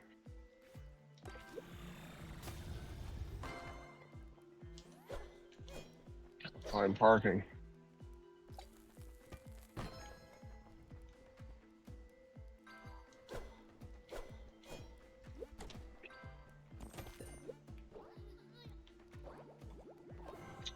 That's too early.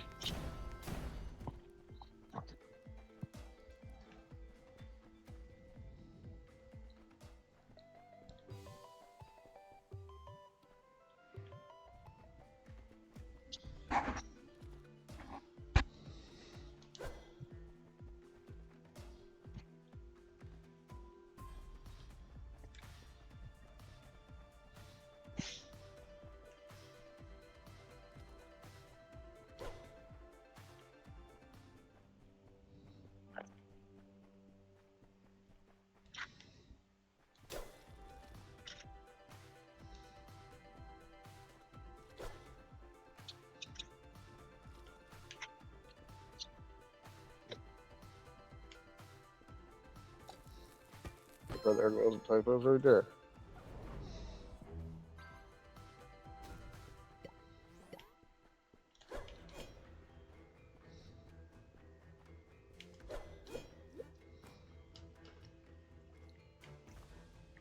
That's the eighth point. So the eighth point.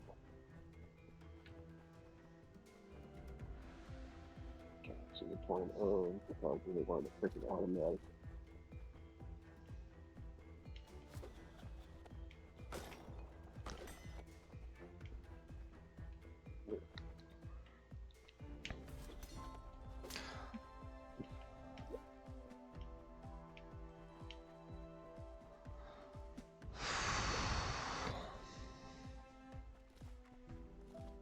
So I've actually got the perfect relic set to go into the next zone.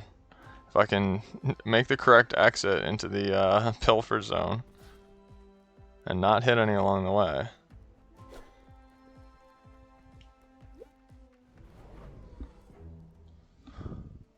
I have like a great relic set going in on this.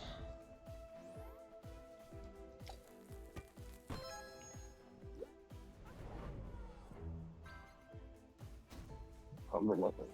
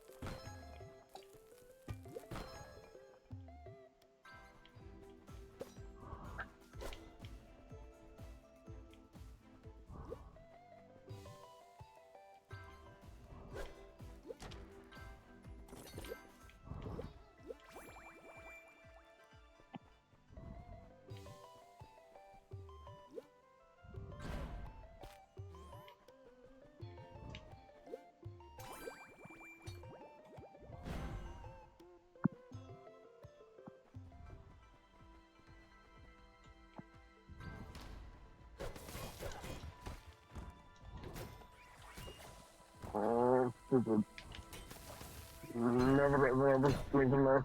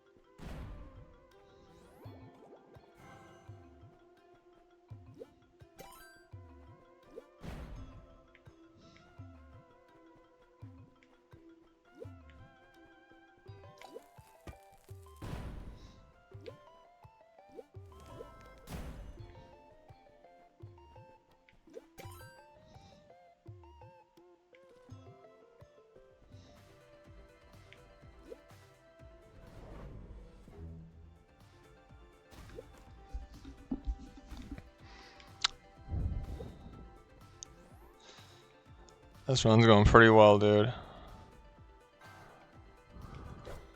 Really hope I can keep the thing.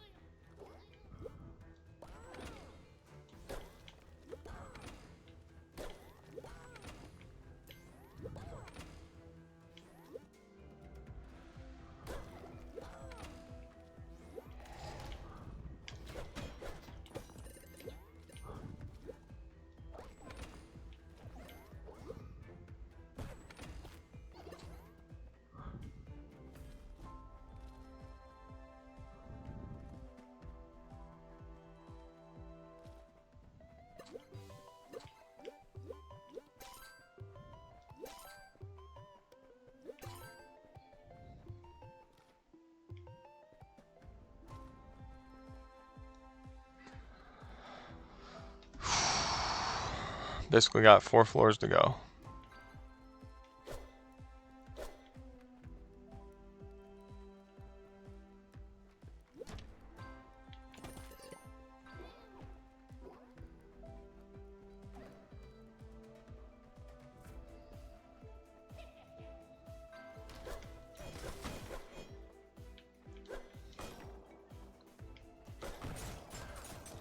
Oh.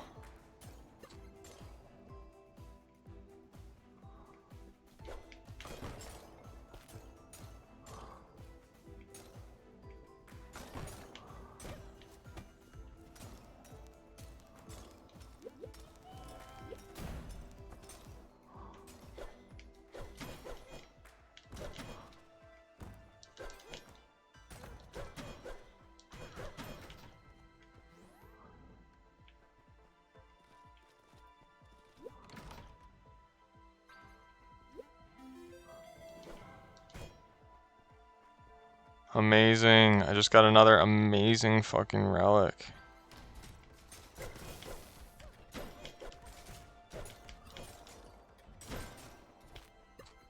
The Butcher's Cleaver drops meat. Enemies drop meat when you kill them. Oh man. Like every time or just increase? No, just a chance. But the sustain is great.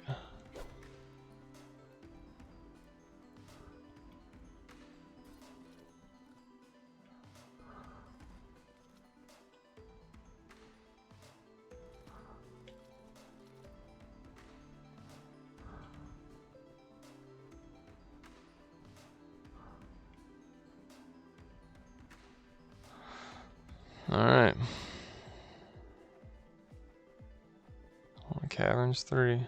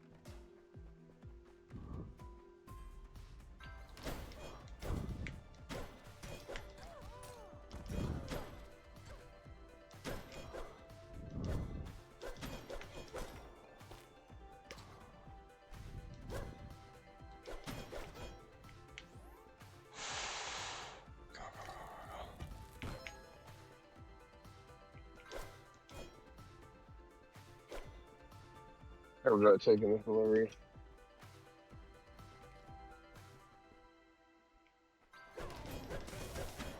What was that? I regret taking this delivery. The double from the Apple store, it just ain't worth it.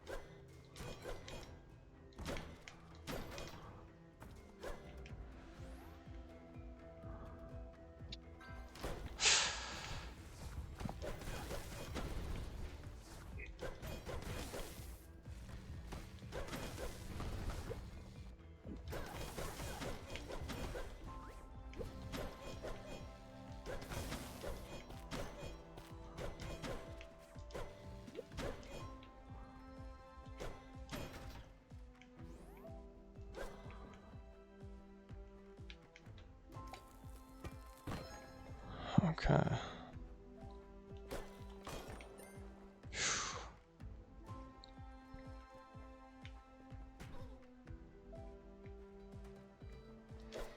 Oh, they're really tearing up where the camp headquarters used to be. I don't know what the name of that building was. I don't know if it had a name.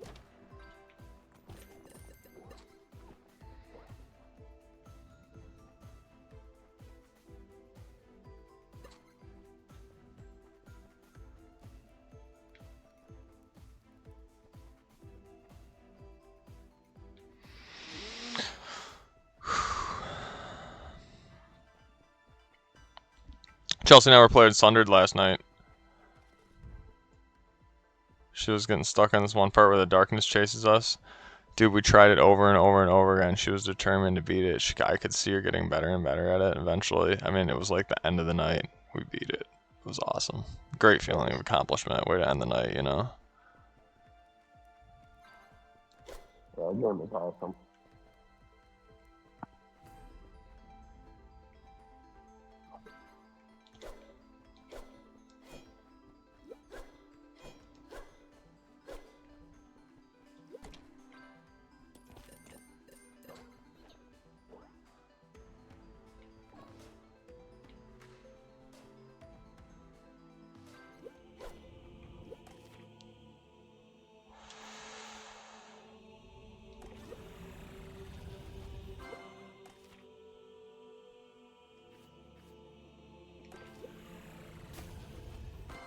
Oh, yeah.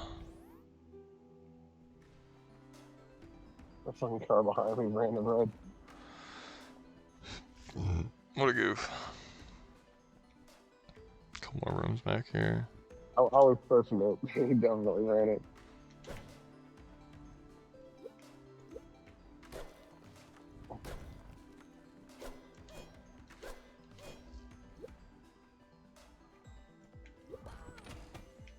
Nice.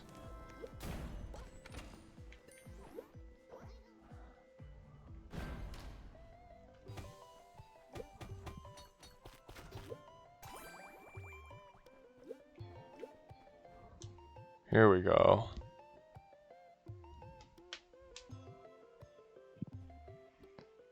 Unless I want the automatically cooked food. That seems good, actually. Guess we'll take that. What's up, Dave?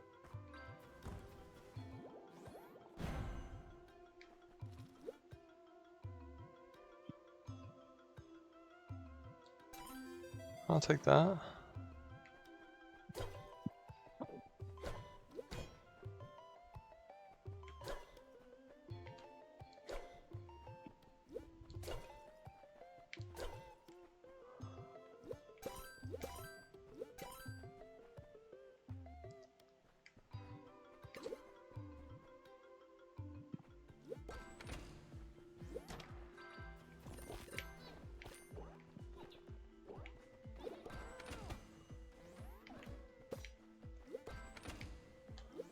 Man, I checked through the memes and shit. It's all just a bunch of shit I've seen before. Come on.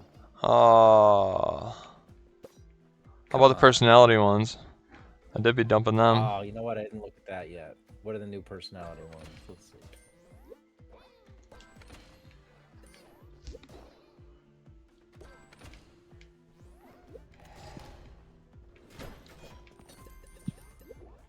Although I saw those the other day, though. Okay. Oh. Yeah, I'm streaming. 100 mine, I've got the blessing. I'm almost there, dude. Caverns 3. Made it almost all the way there again.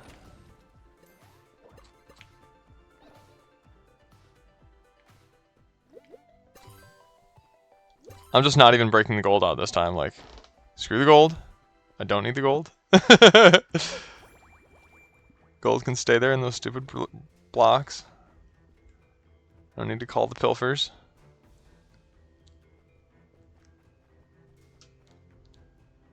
The Babylon Bee. Wife unaware that movie will answer all her questions if she just pays attention. No, oh my god.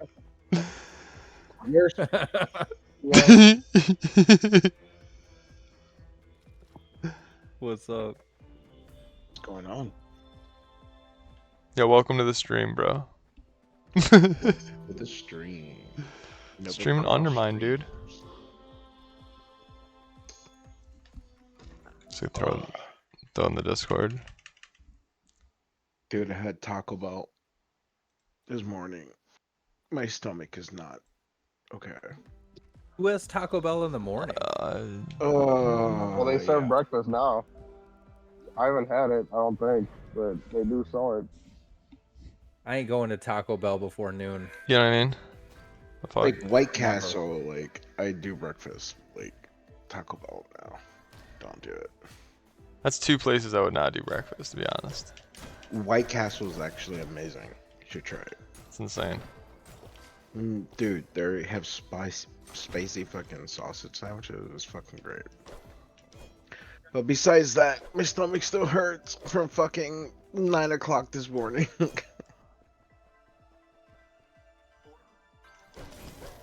Exactly. Blink. That's all I hear in my stomach. Blink. Blink? Blink.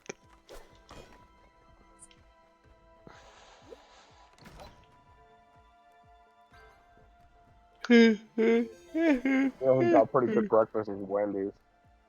They also didn't sell breakfast forever. Once they started, it's actually pretty good. You know, like other shit, fresh.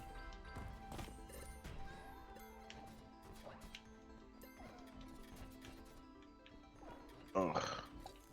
They got the I good feel like bacon. throwing up. Oh. Never again. Taco Bell in the morning was a bad idea. I could have told you that. Yeah, right?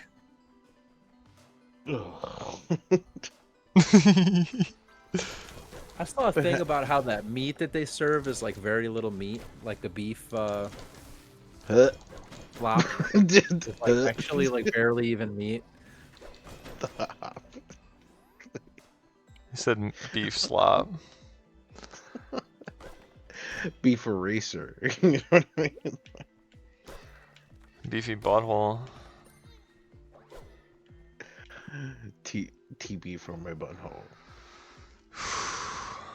I need TP for my bunghole. To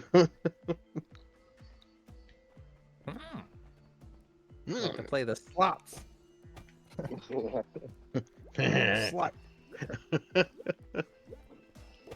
Oh no. Oh.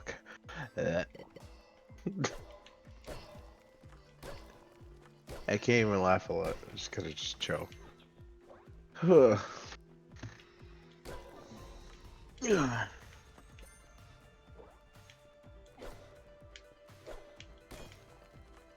my god, I'm about to link it. Another Jeep tried to turn around on the freeway.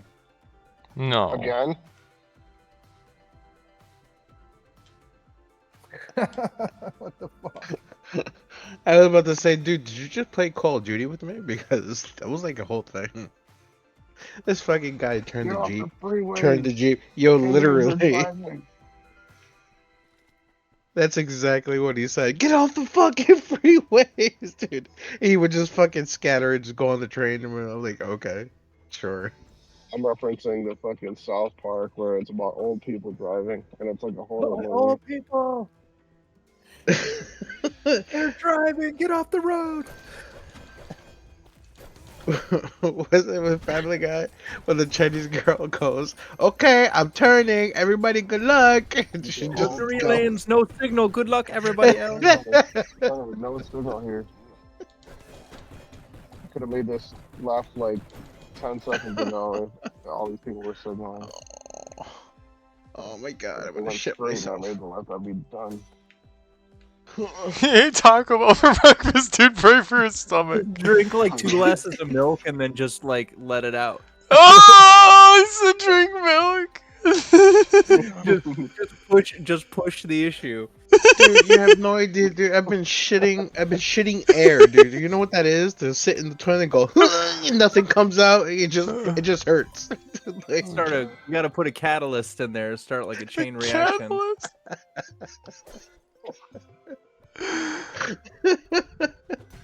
Have some ice cream. Have some. Yo, give me some milk, please. You'll be in the bathroom in like 10 minutes. Oh my god, my stomach hurts. Stop.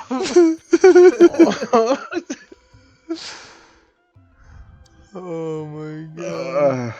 I mean, I don't mean to laugh at you. Like, I hope you get Dude, better. I've been in the fucking bathroom since 11 in the morning. It's fucking 5 o'clock. Like I'm fucked up. Dude. Oh my god, dude, it got you, Like, bro. Dude, I wake up and I just go to bed and go. Come to Taco Bell. We have breakfast for you. do you want to experience the extinguish of the butty? Like holy fuck, dude. Ah, I blame them. I don't think it's them. I think it's really me. But it's just. Oh my god. It just clicks. You know what I mean? Like.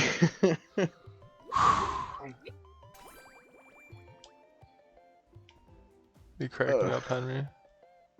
I cracked me up, dude. I feel bad for me. I feel bad for me.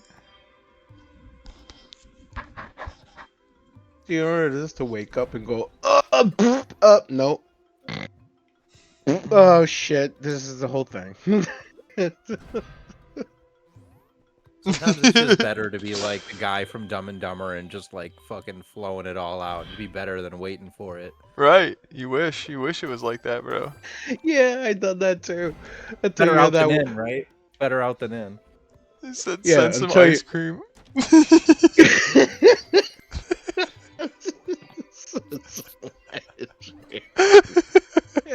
Pistachio, please. Oh my god. Oh fuck. Oh man. Yeah. Until you realize you're that person, right? And then you have to ask people like, hey, I'm shitting all over the world, leave me alone. Oh my god, I want to meet you. I'm like, oh Jesus Christ. I can't. I can't.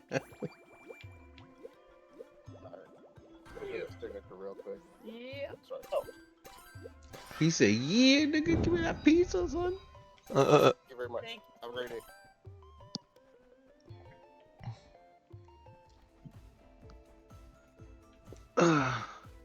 I was about to say, who eats pizza so early? I'm like, this is the guy who eats tacos early in the morning. It's like-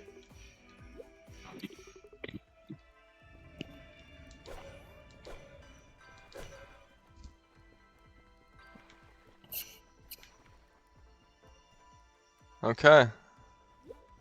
I've made it. The Pilfer Zone. Well, I better not speak preemptively. I got a couple more rooms left.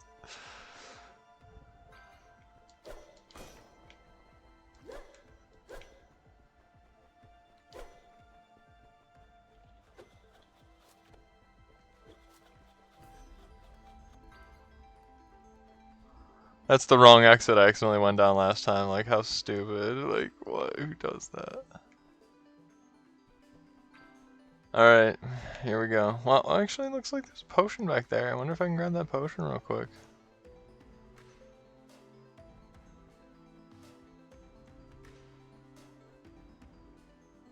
Yeah, let's grab that.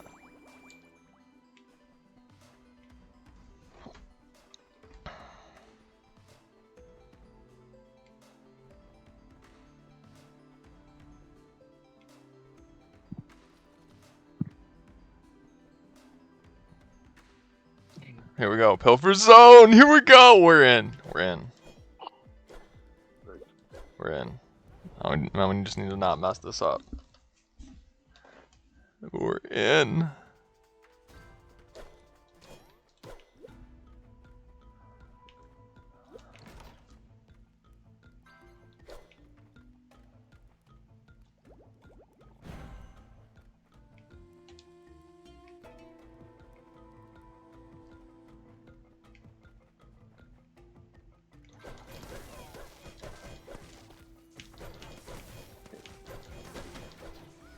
Oh my god, pilfers spawn out of those guys when they die. That is the worst, bro. Okay, that's terrible. I have to be incredibly careful of that.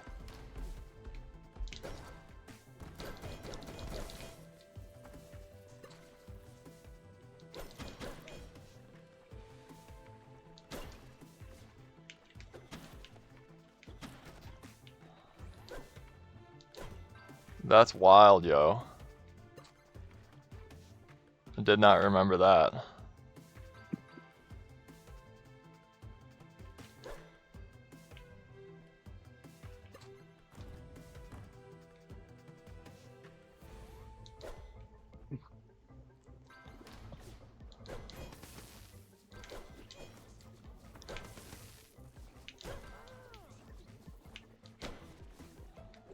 Yeah, you gotta watch out. Pilfers literally spawn out of that guy. It's terrible.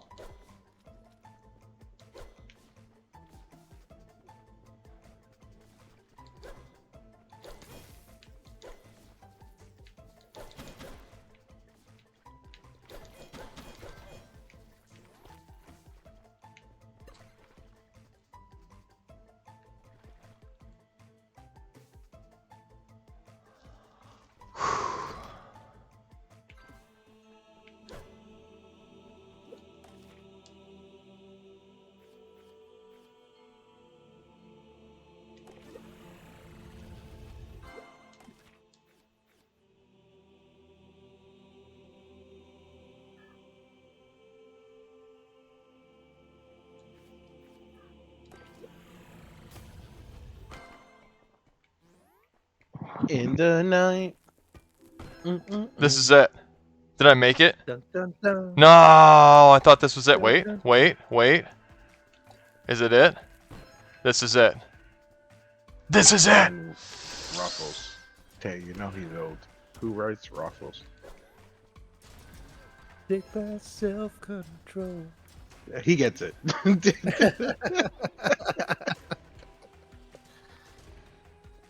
Ooh, Whoa.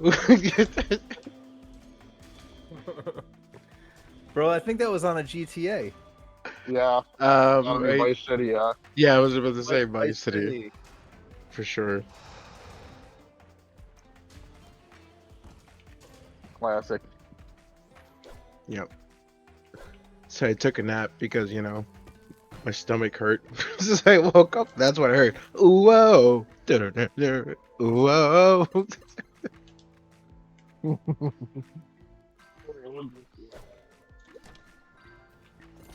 The 80s trend of like, oh, whoa, whoa kind of song.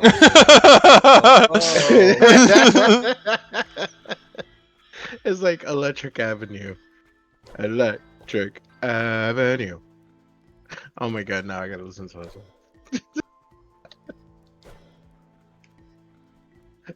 Oh my god. Oh no.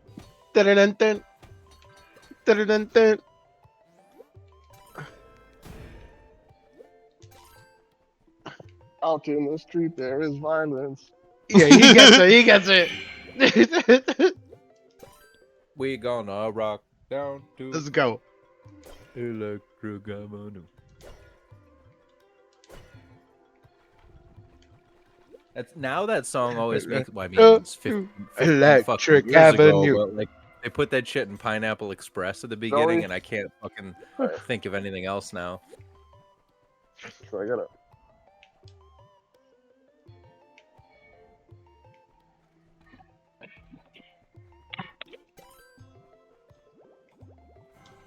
Fucking love that movie. That shit's hilarious.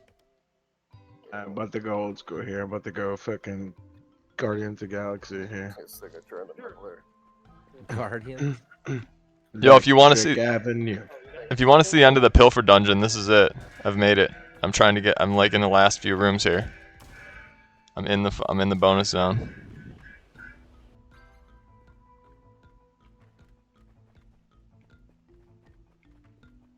What? What's the problem now? I have to be able to light these torches? Dude, no way.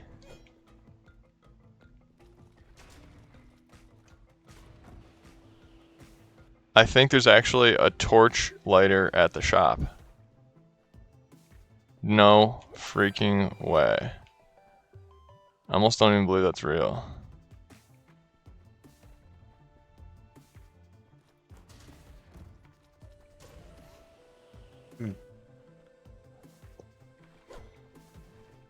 Ooh. Oh, you can. Here we go. When you play some Blue Suede, Hooked on a Feeling. I can't stop this feeling. Come on, boys. I don't get this. You don't know Hooked on a Feeling? Ooga shaka, ooga, ooga, ooga shaka, ooga, ooga, ooga shaka, ooga, ooga, ooga shaka. No, there's this puzzle. Shaka's in the chat. I'm trying to figure out. Oh, here it goes.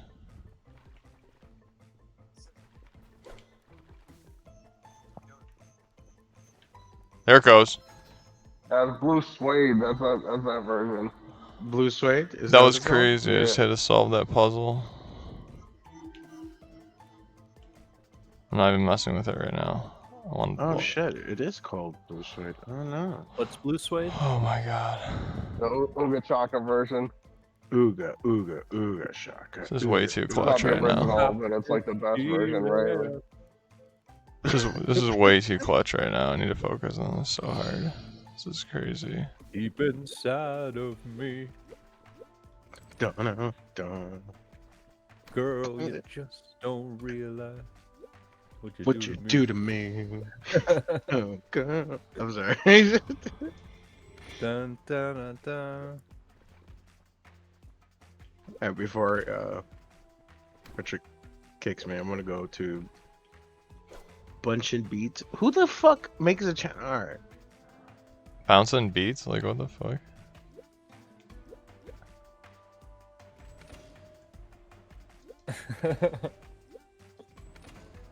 I just got that song stuck in my head.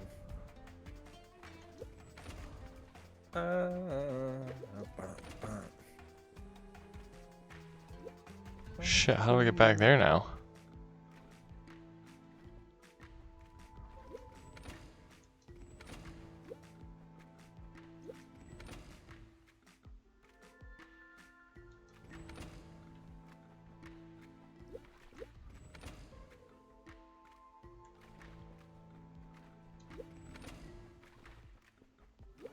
Oh my god, what a puzzle! Yeah, how do I get across there now?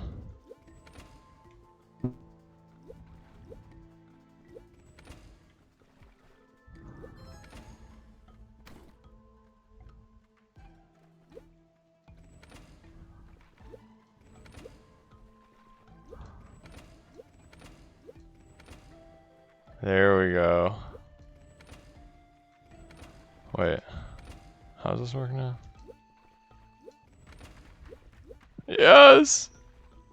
Okay, dude. Dude, this is it. This may be it.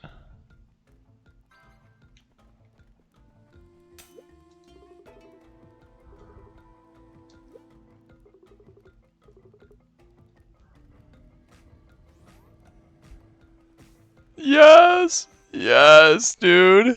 Yes. The run has been completed. The prophecy has been completed. Murphy's Law is complete. And the Pilfer Blessing is complete.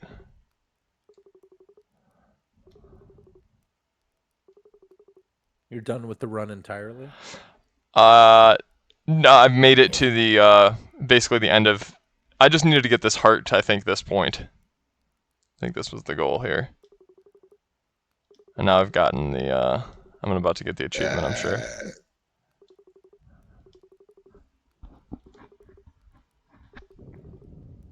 Oh, for Queen. Take this medallion.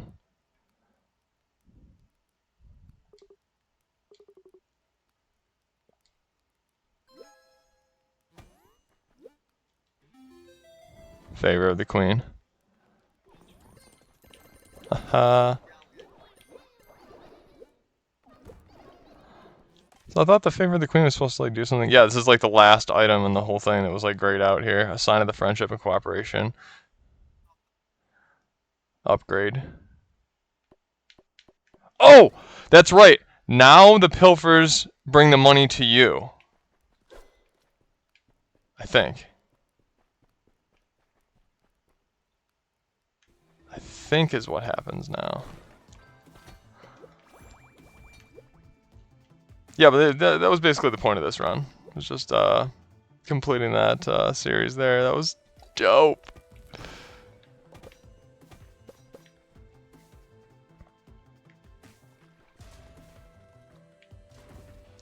Finally did it. After much turmoil.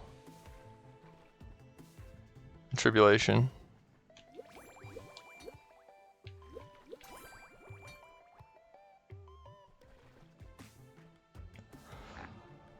Oh, relief sets in.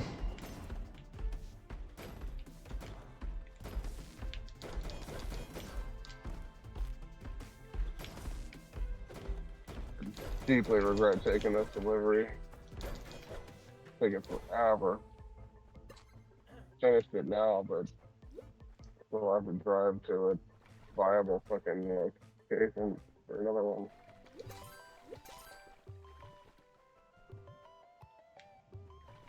Probably took me an hour to do this. Not an hour's pay, that's for damn sure.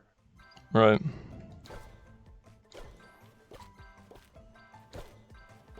In fact, I want to see what happens if I hit this thing. Let's see what happens when. Let's see what the pilfers do. Yes, the pilfers now bring me the money. Yes.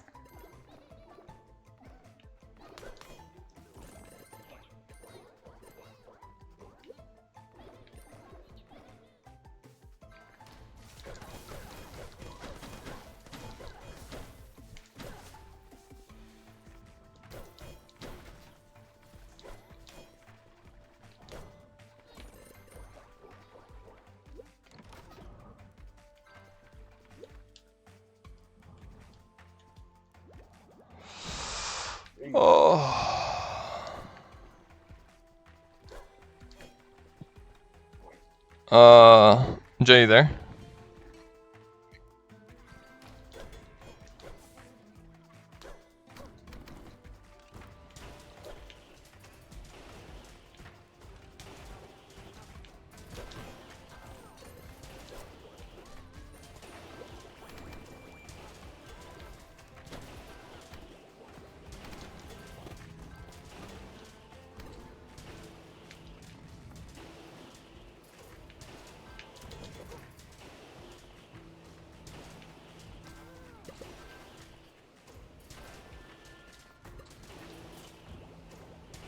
Offer finally comes in and it's totally unacceptable.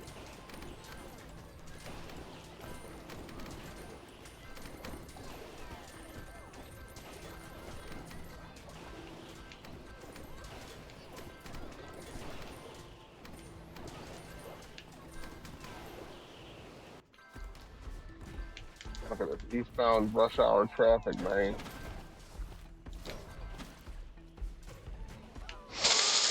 I just died.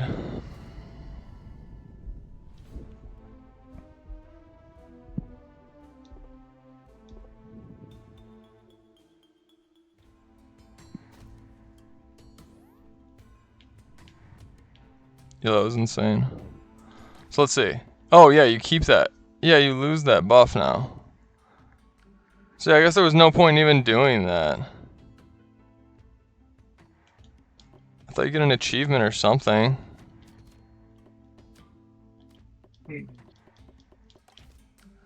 That's kind of lame, actually.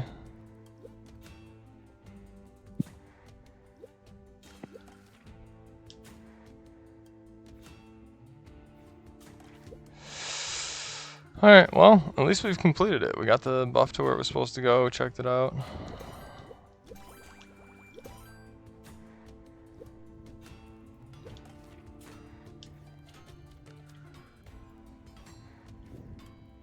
Yo. Yo, what's up, Jay? Yeah, what's up, Jay? Oh, shit. Had to step aside for a second. I'm back. Alright. Well, I guess that's the end of the run. Did you want to chill tonight? What you up to tonight? Not much. Yeah, if you wanna come over, that'd be cool. You ain't do anything else? No. Oh, No. I guess it's Wednesday. What do you hang out with Chelsea like Monday, Tuesday, right? It's actually usually Monday, Wednesday, but not this week. Well, not yesterday. Come by. I'm about to jump in the shower. What? Allison's just making some beanie weenie. Okay.